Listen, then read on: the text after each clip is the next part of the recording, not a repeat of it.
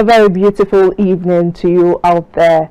Thanks for joining us on another episode on Engendered, the show where we discuss everything about the female gender.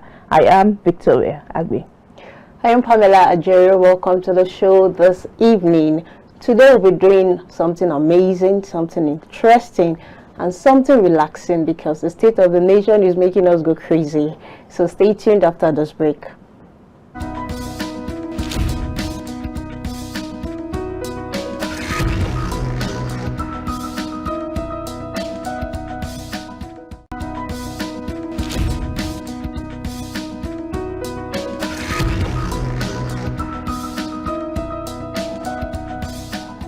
Welcome back again from that short break, and if you're just joining us, you're still tuned to Engendered on KAFTAN television live in Abuja.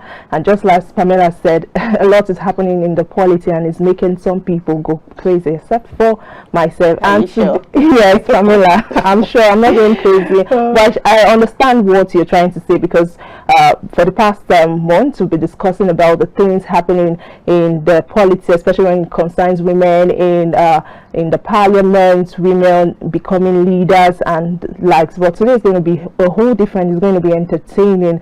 I'm sure you're going to love every bit of it because our guest is already in the studio. She is a very fun to be person and I'll say an entertainer.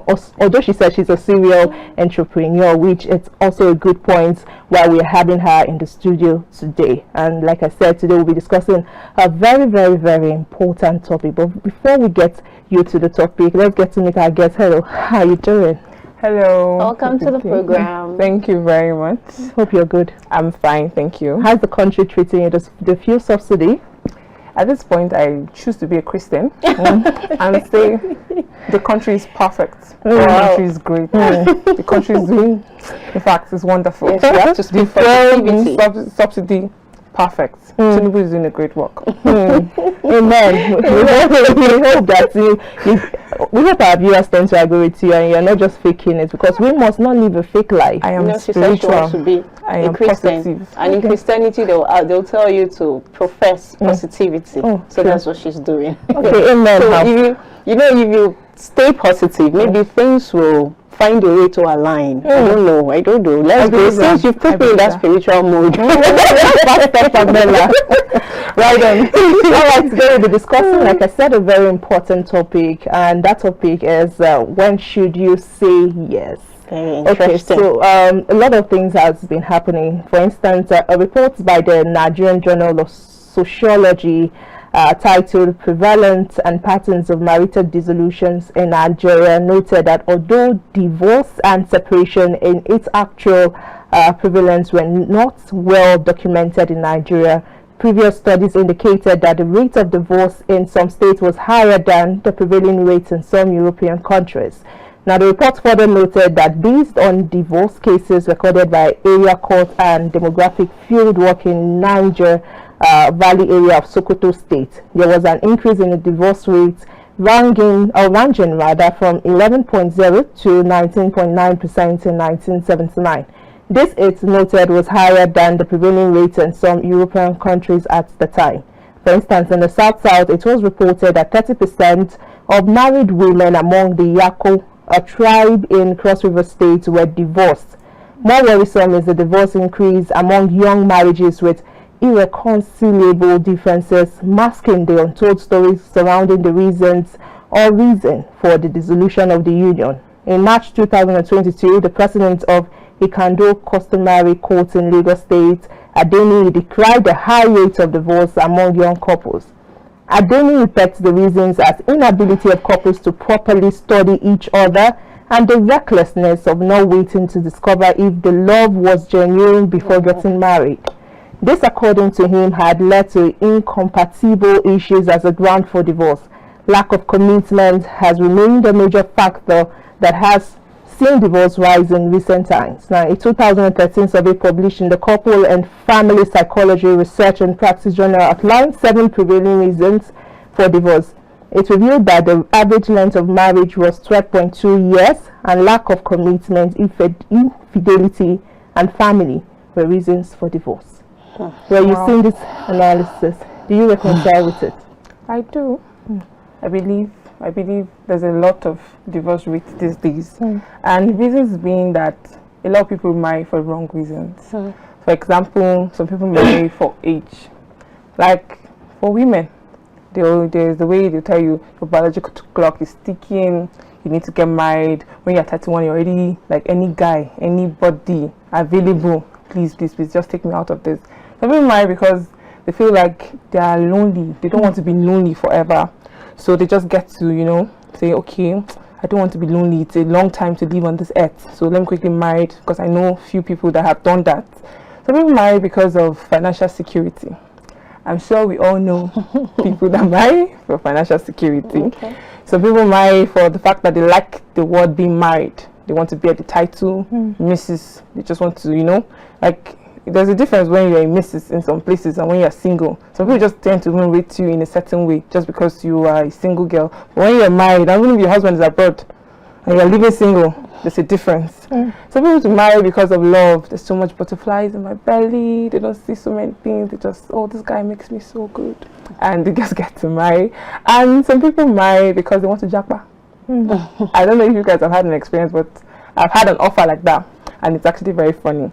So a lot of people marry for wrong reasons, and because of this, there's going to be a high level of divorce in the society. So, and I think these days we don't even know the value of marriage anymore. We don't know the reason why we should get married. So sometimes we really need to ask ourselves questions like, why are we getting married, and when indeed should we say yes? So this topic is actually very, very interesting. Okay, can we just move straight to the topic? You just started like, why should one get married, or should we say, when should one say yes? What are the reasons? What should you look out for you to say yes, this is the man? Because earlier you stated wrong reasons, so we can know the right reason why we should do this. Okay, now Pini, I would say people often say yes because maybe they find a mutual, they find a partner that they share mutual love, respect, and values. And it's important that when you want to say yes, you check some what they call it, some comparisons. Like, are you guys compatible? Do you guys share the same value? Do you guys look at the same long-term values? Like, do you guys have the same long-term values? And marriage is a journey of continuous growth and partnership. So you have to look deep in within yourself. So for I myself, because everybody, what you're getting married for, it's relative, and so I will personally say you should say yes when you're emotionally ready. When do I mean you're emotionally ready? You're emotionally ready in the fact that you have passed through your child traumas. So people grew up in homes that were terrible, like extremely terrible, and they have that baggage with them. Then you should be healed from all your series of heartbreaks. For example, like Banaba will say, everybody go chop breakfast. So a lot of people in Nigeria, or let's say 90 to 95% of people have chopped heartbreak, and heartbreak is a lot. Some people don't recover. Some people commit suicide just for heartbreak. So it's important that you also heal from the series of heartbreak. It's also important that you know what is love, and to know that love is kind, love is patient, love is enduring, and all that based on our Bible. Then also you should check yourself and say, okay, are you emotionally mature? Can you handle your triggers? Can you communicate effectively to your partner about your emotions? Then in marriage, it's not something it's a one-day thing. They say this is a long-term. It's a school of life. So you have to ask yourself, okay, when I'm emotionally up and down, how do I communicate? How do I express myself? So all these things are things you should look forward to. That's why I say emotionally ready. Then secondly, I would say financially ready. Okay. A lot of people might disagree with me, but as a woman, I believe that you should be financially ready. When I say I believe you should be financially ready, I didn't say you should be financially stable, or you should have house, you should have car and everything. I just believe you should be financially ready in the point of saying, do not be a liability to your husband. As you can say, we said things are, but I want to be spiritual, but things are the way it is. Just things are the way it is in the country. So you can't be a liability to a man, and you can't be a woman and little things you're asking your husband for. You want to get something for yourself, you're asking your husband for it. You want to do this, you're asking for your husband for it. I personally believe it's not a good thing. So to an extent, you might not be so financially stable, but at least you should have a stream of income coming in for yourself. Secondly, thirdly, I would say you need to be mentally ready. You know, we like emotional, mental. Yes, I would say they're two different things. Yeah. Okay. Mentally ready in the sense that, you know, for example, I'm a single lady, and I go home. Sometimes when I'm going home, I just stop by fast food, and I buy food, and I eat, and I'm fine with it. But when I'm going to marriage, I should not be expecting them to be buying fast food. I personally, I don't know about any other person, I shouldn't be expecting to be buying fast food every day and coming home. I should know that I should be ready to take care of my husband. It's my responsibility. For my kids, raising up a child is also another mental readiness you should be. So it's not something you just wake up and just find yourself being there and you're like, how did I get here? You have to be prepared mentally for that stress. And there are a lot of things that will come. You have to be flexible, you have to be adaptable when it comes to, because maybe you might say you guys don't want to have guests in the house, then all of a sudden a guest comes that is indispensable. How do you go about it? So you have to be adaptable, you have to be flexible, so you have to be mentally ready. Then thirdly, this might vary for people. Fourthly, this is my vary for people, but I say you have to be spiritually ready. The country we are in, we are spiritual people. Life is spiritual. Yeah. So you have to be prayerful. Sometimes you have to break some generational curses so your children does not carry it along with you. So you have to be prayerful. So I feel for myself, these are 4 aspects you need to consider before you say yes to your partner. Okay, so like you said, marriage is an institution one does not actually graduate from.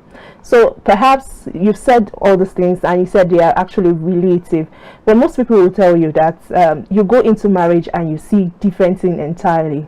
Okay, so you go into a marriage with the mindset that, oh, I'm going to I just want to dwell on love, and the situation changes and you begin to use your head and not even your heart any longer. At that point, do you think, and no matter how communicative you are, I've seen people who complain that during their relationship they talk a lot for hours and the rest, but when they got into marriage everything changed.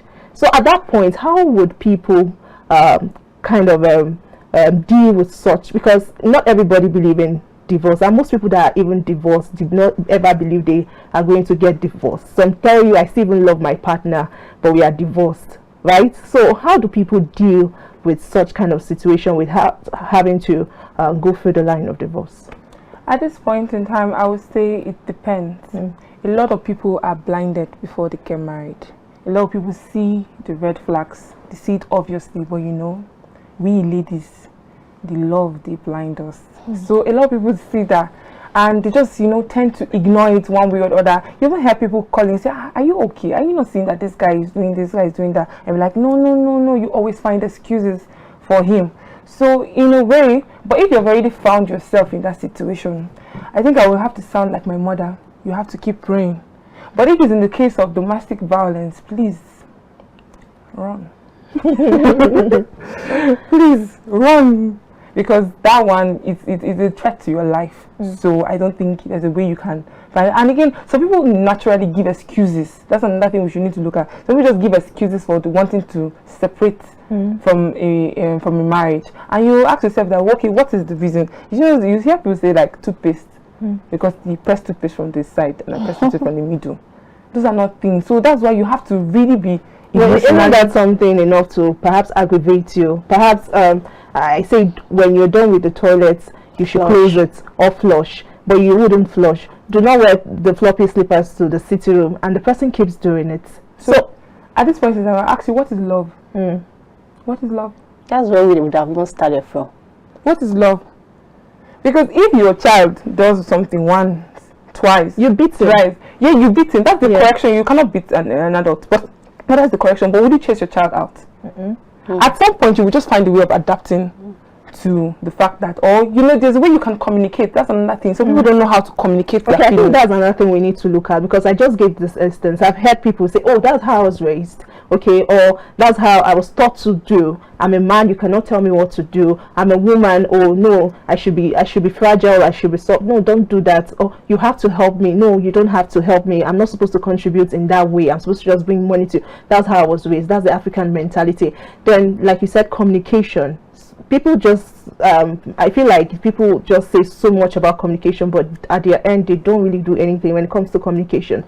How should people communicate? At what time? I've seen people ask these questions a lot. What time do you think is suitable to communicate to your spouse? How should you communicate? Because some people can take communication as an insult. The manner at which you even communicate it, they will say, oh, it's an insult or something. Thank God you said the word manner at which you communicated it. If I come and start shouting at you, I won't hear what you're saying. I will just believe that you are shouting at me. I will see the disrespect. Imagine you coming to, men have ego naturally. So I want to tell you something. I'm not really shouting at you. You're shouting like you're his mother. And you're not his mother, you're his partner. You should have that at the back of your mind. So I cannot just come and say, oh, please, you need to start flushing the toilets. How would you be, it doesn't, you need to calm down and make the person understand. I don't like this is not good. There's a way you know your husband, you know the person you got married to, and another thing is that you saw that he was not flushing toilets.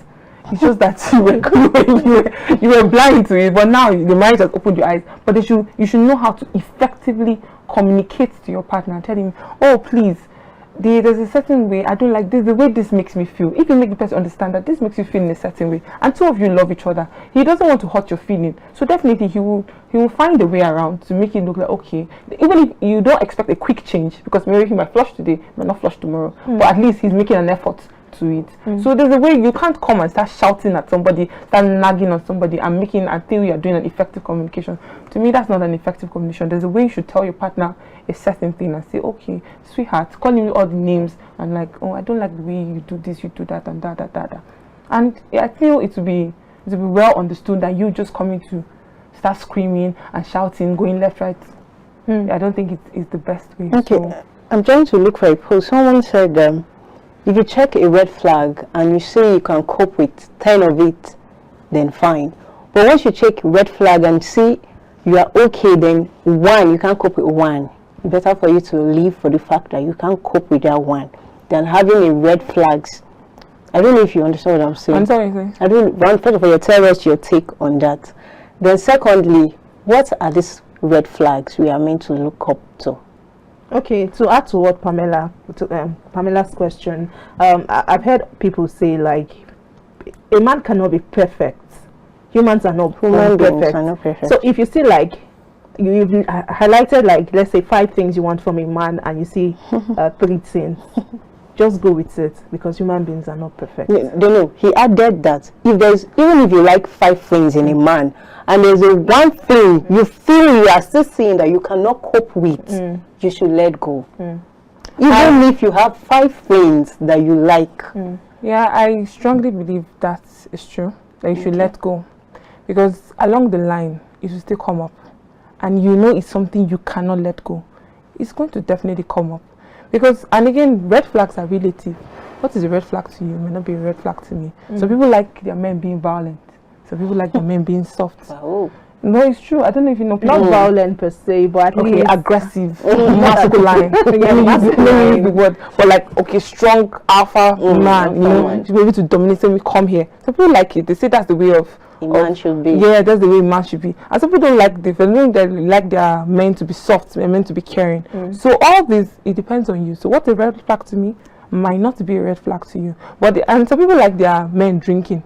Some people don't like their men drinking. Some people like their men smoking. Some people don't like that. So it all depends on you, what you want. And you have to tell yourself the truth. Analyze. I would like to use an example like a rotten, like you put a rotten tomatoes inside a basket. Because the already microorganisms are already making that tomatoes rotten. Definitely it will come across the main one. So and this is a lifetime journey. If you cannot take something, it's just like me personally. I cannot take a lazy man. So if the man is lazy, but he's caring, he's so sweet, but he's lazy. My future is at stake. So I personally, I cannot take a lazy man. But some people like to be Pampered. Yeah, I like to be pampered. You feel like, oh, please forget about him. at home. It's not about him hard work. Who know how to navigate and do things and make everything all right. And they go with you. But along the line, when it comes to bills now, when it comes to things of life that you need to navigate through, and the camera is like, I beg, it's just all laid back. But you know there are strong women who don't mind, like they are making their money. Okay. It's relative. So if you say you don't mind, you want a let's call it a bitter woman. I mean bitter man. This is alpha alpha women. Maybe it's an alpha one that wants a bitter woman. If that's what you want and that's what you find attractive to you, please go ahead. But the whole long and short is about you, yourself, what you can take. And let's say something. Don't lie to yourself. What you're saying, say it directly. Can you do this or can you not do this? Because sometimes we just try to like, oh no, please, we know how we are. Oh, please, no, this, that. And at the end of the day, we are going to face it. You're going to face it at the end of the day. I want to use one adage that my friend normally uses. She says, if you're a bachelor, you are living in a bachelor, you use the toilet, you do not flush it. You now look around like nobody's looking at you, and you go out. When you come back, you will see it. You might see it in a terrible way. So no matter how you want to run around, go left, go right, you can take. And you said it's something you cannot take. Imagine, okay, all the man is all nice, all caring, and they slap you. At this point, I wish you the very best. You said something that we shouldn't lie to ourselves. That is a very powerful thing you just said. But now, I like reality of life. That's why I want to share the story. There's this friend of mine that she just met this guy. She met the guy online. And maybe for like 3 months, I guess, or 2 months. And they saw 2 times. And the guy proposed. Like, they don't know themselves, like, physically. They've not really engaged themselves. But they used to talk on phone, chat online, and the rest. And the girl accepted. Like, okay, I'm going to marry this man. The man is rich, the man is this one, the man is that one, and that was how wedding started. And this happened last year October, I guess. Up to this moment, the wedding has not happened. Why? I don't want to say a guess game, but then because they didn't know themselves back then. Now the man is now trying to discover this lady, and he's like, I don't think I want to end up with this social person. You spoke about some ladies not being a liability to a man. Now her mentality is so poor. So I want you to emphasize on discovering yourself. That is after me sharing this my story. Now she's a graduate. She finished her service and the rest. Most times I see young people, once they finish service, they want to look out to getting a job, starting a life and all that. But then she said she wants to just get married. She did not say, we are advising her, like, you have to get something doing, learn a skill or something. She studied education, you can teach or any other thing. But she said, I want to get married though. I want to get married. Marriage from last year to this year.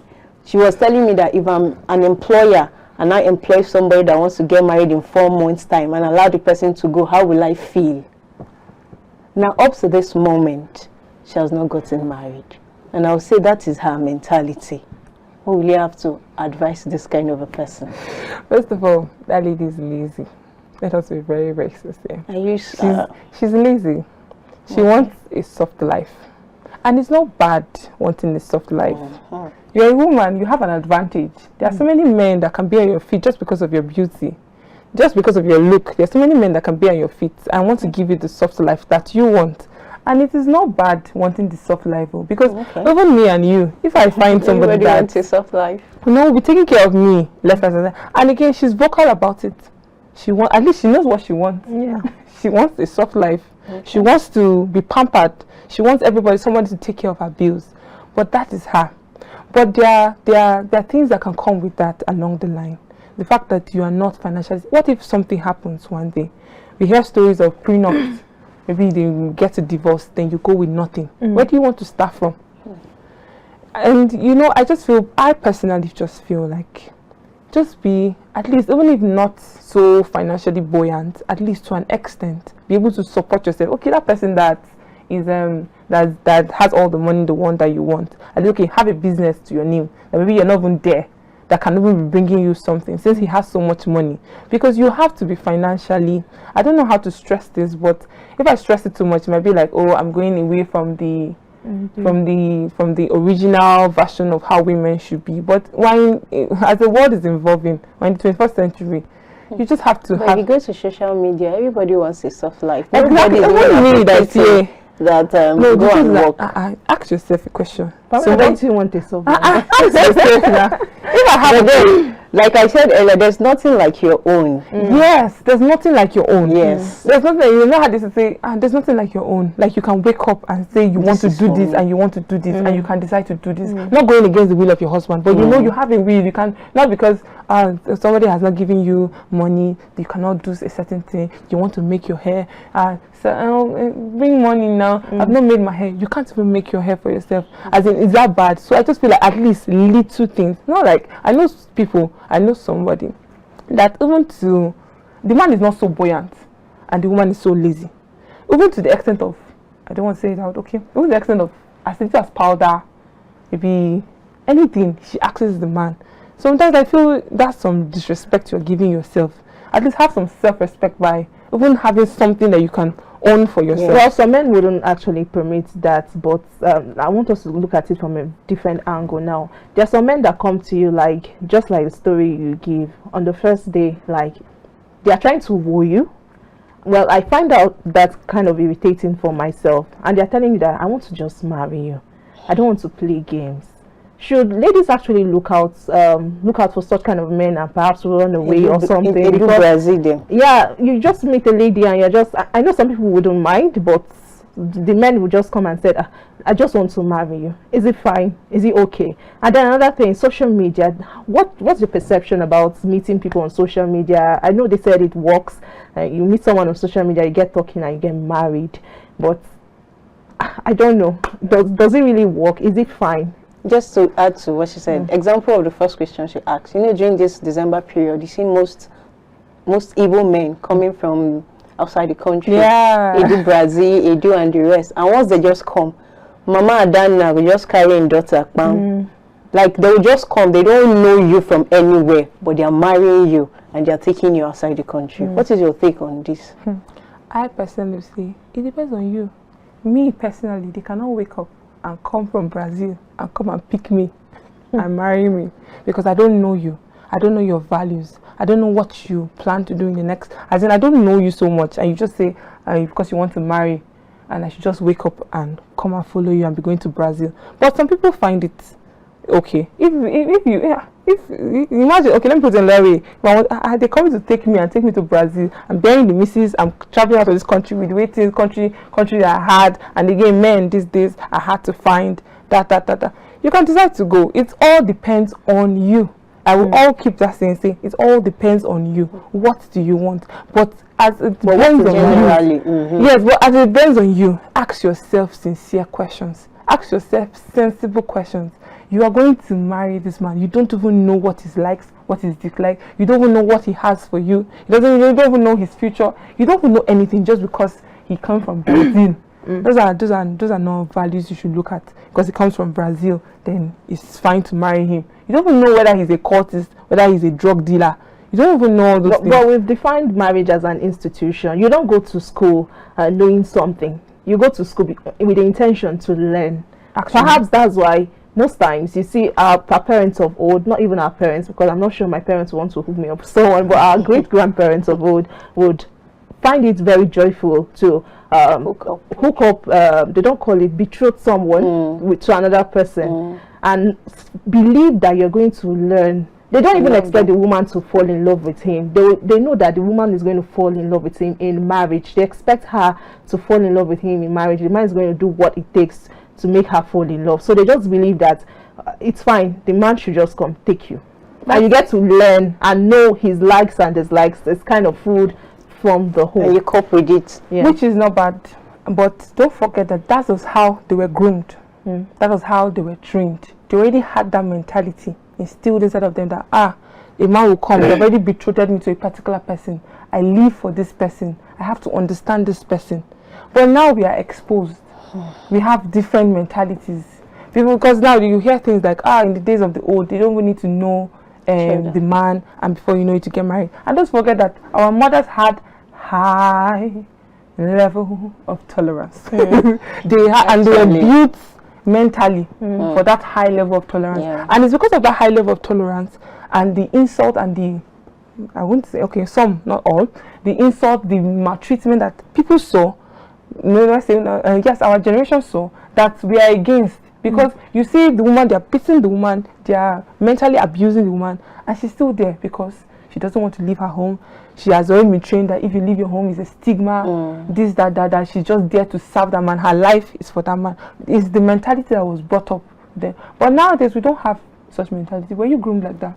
Did they tell you that at this school I'm taking you for just for going sick? You are going to husband's house at the end of the day. Was that how they groomed you? Okay, I want to read this thing. It says, "Hello Joro, please hide my ID. Good afternoon. I got to know about my fiance's body count and it's 67. The thought of 67 entered her is doing me in. I am very sad and shocked. I proposed to her in April and we have been great together. Our wedding is in October. Now I don't know what to do. We're drinking one day and I asked her what her body count and she said 5. I made her drink more. When she drank, when she drinks, she's honest. She told me her BC, that's body count, is 67, and also she mentioned the guy's name. I have been on Facebook looking for their faces and seeing what they look like. My own body count is 7 and I am a man. Does it affect if she's a good wife because she's good to me? 67. Sometimes I multiply that by 2. What do you think?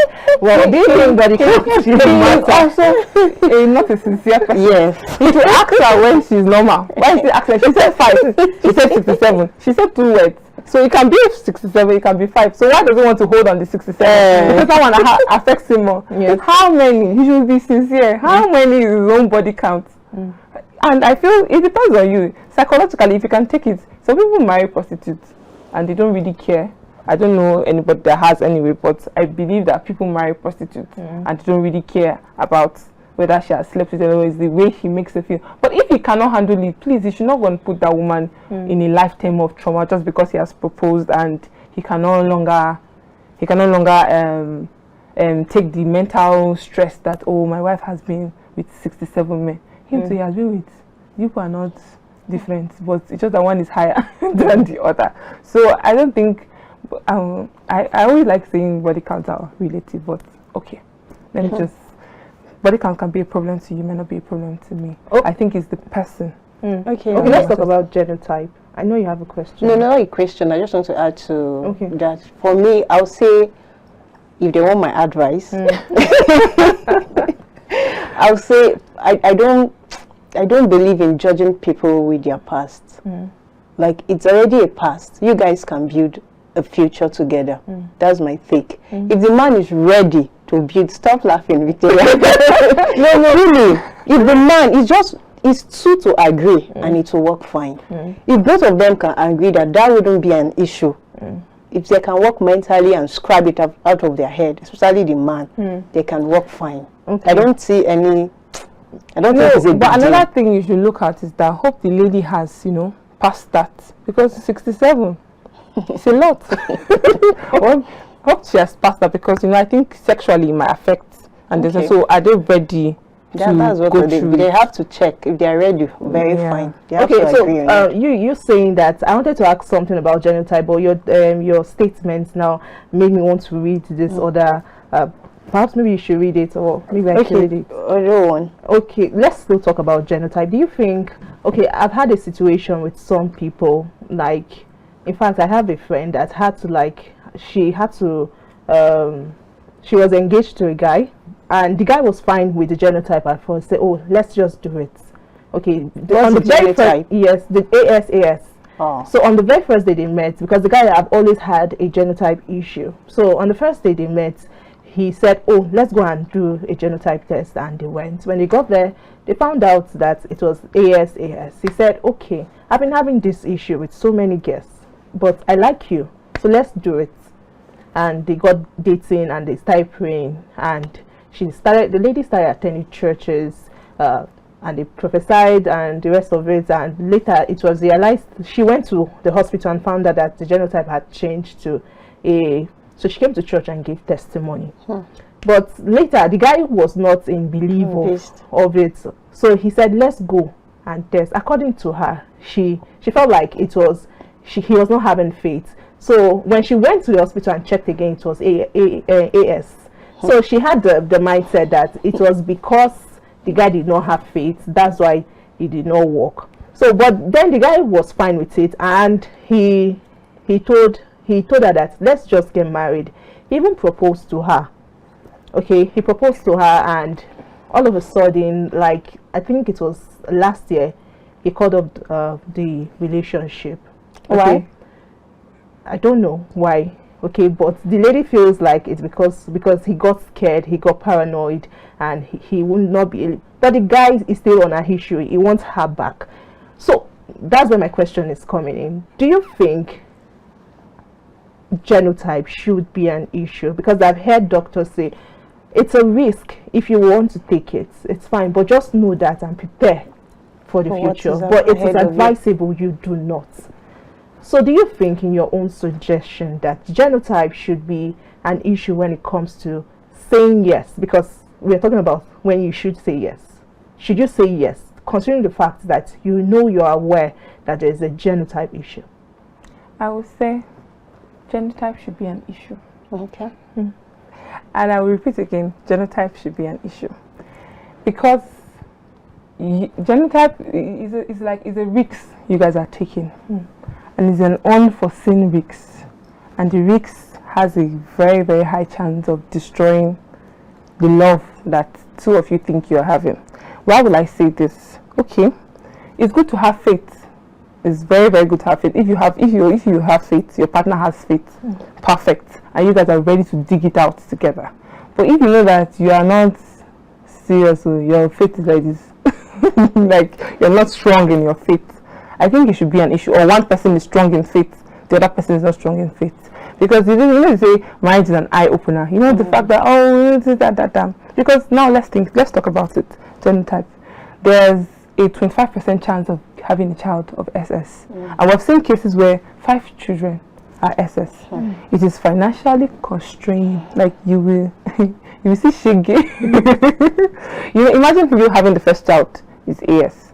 Along the maybe at the 50th year the child dies. That's another mental stress, knowing that two of you cohabited, you know, had intimacy and gave birth to each other, and the child is suffering, like going through a lot, just because, you know, when the children have crisis. I have a friend that has crisis, and when you see what she goes through, you'll be like, oh, you just have, you know, you'll feel bad for her and all that.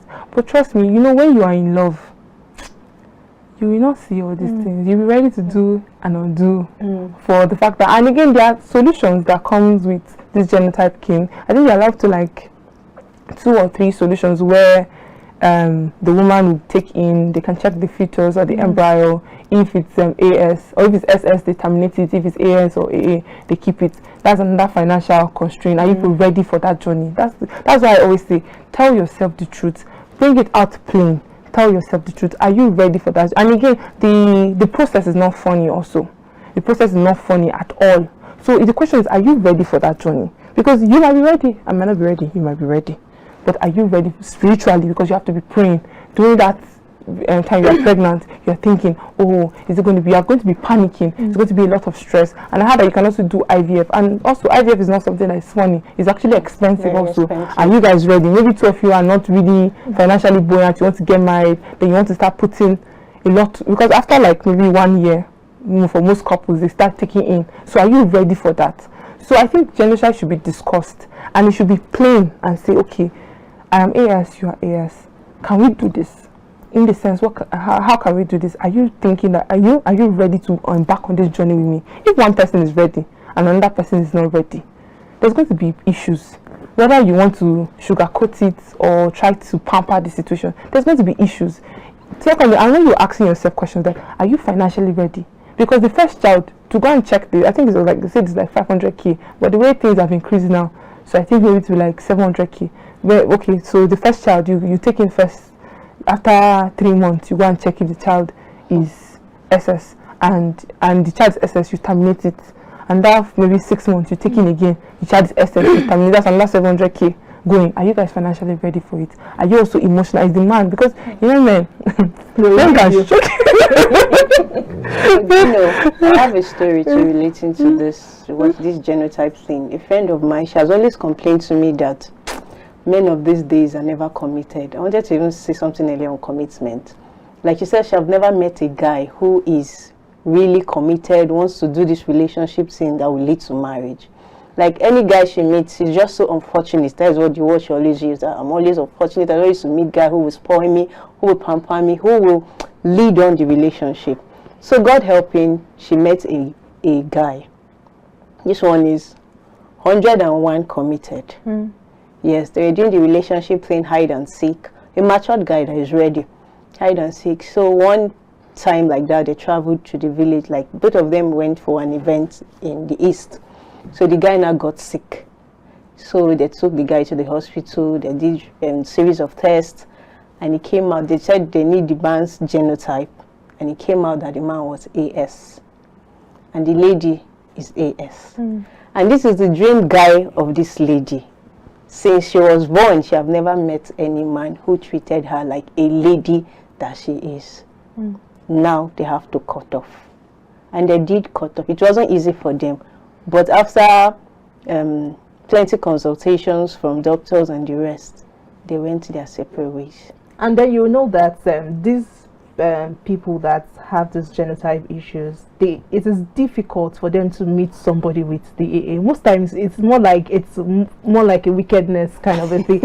AA will get married. They meet themselves, yes, then you not see one AS is looking for AA. You will not see. In that situation, what should someone do? I felt so bad for her. It's actually very painful. Very, very painful. You have no idea. It is very, very painful. But you just have to move on and keep being hopeful and being prayerful that you see another person that will treat you right, that will not be AS. That's what I would just say. Okay, Pamela, I was saying you should read that statement again by Ajaero about since you made mention of discussing, you yourself and your husband have to discuss on some things, and it got my mind to this to this post. It says, I gave my husband gist about my friend, and he uses it against me every single day. Hello, Ajaero, good morning. Please hide my ID. My marriage has been in peace and happiness until 2 weeks ago. I realized my actions. My friend is going through trauma in her own marriage. She cheated in her marriage. So my husband and I were only gisting the drama in her own marriage. So my husband and I were only gisting, and I've told my husband as a student, my friend used to sleep with married men, and she also sleep with dog one time. That was the gist when she brought a car on campus then. The English is somehow, pardon me. After I told him, he started giving me silent shoulders. Next day, he asked me if I slept with a dog too. It choked me. I told him no. Since then, he has been acting funny. Since then, he says I am a retired runs girl. The truth is, I have never slept with a married man for one day in my life. I'm worried he may tell my friend or her husband, and it will make her matter worse. And also, he's acting strange. We're meant to go to Dubai. Oga is ignoring me. He looks at me somehow. What do I do? So do you think we should discuss our past or our friends' past or whatever with our husbands? Some people are not emotionally mature though. I'm not like when that lady nice Dubai trip. We have 3 minutes to round up, so you just wrap it up with this story. Okay, some people are not emotionally matured. You should know the person you got married to. You should know how he handles people. You know how he handles issues. There's some people you should never ever tell your past to because they can't handle it. Like that lady that said 67 body counts. Before they were fine, just for that 67, everything has gone wrong. So I think there's some certain things that we like you to be on the safer side. Just keep it to yourself. or swallow it, because you might be following people that are following married men and you're not following married men. That doesn't make them evil, and doesn't make you also perfect also, because what if your own problem is even worse than that following married men? But maybe some people are just not emotionally matured, let me just say like that. So you just know the kind of person that you're dealing with, and know yourself. I think the whole long and short is that know yourself, know what you want, and know who you're getting into. People should sit down, talk, and understand, you know, how people treat people, how people communicate, how people deal with their businesses. You should all look at that. You should never ever ignore any sign, any red flag. That's all I can say for now. Well, you've heard it all from Zuwaira. Thank you so much for joining us. You said a lot today, and I for one have learned a lot, one or two, from our discussions this evening. It's been a wonderful session with you. I hope when we call on you next time, you're going to like, hopefully. Thank you. All right, we're past time, and we want to say, just like Zuwaira said, one thing she kept saying is be truthful to yourself, no matter what, no matter, we know you cannot lie to yourself, even if you're sometimes we tell the next person something just to confirm if we're going to do it, but we already know what we want to do in our heart. So we should at all times be truthful to ourselves. You know, it's September, very soon it's going to be September. You start hearing weddings everywhere. You go like, oh, I wish I was the one, oh God when, all those things. So while you're about to say yes as a man, while you're about to propose, just sit within yourself, have an internal thinking within yourself. Should I go on with this? Is it worth it? As a lady, is it worth it? Should I say yes? And that's how we draw the curtain for today. Do well to join us on Thursday, same time, same station. I am Victoria Agbi. And don't forget, you also need to discover yourself before you can even know the truth about yourself.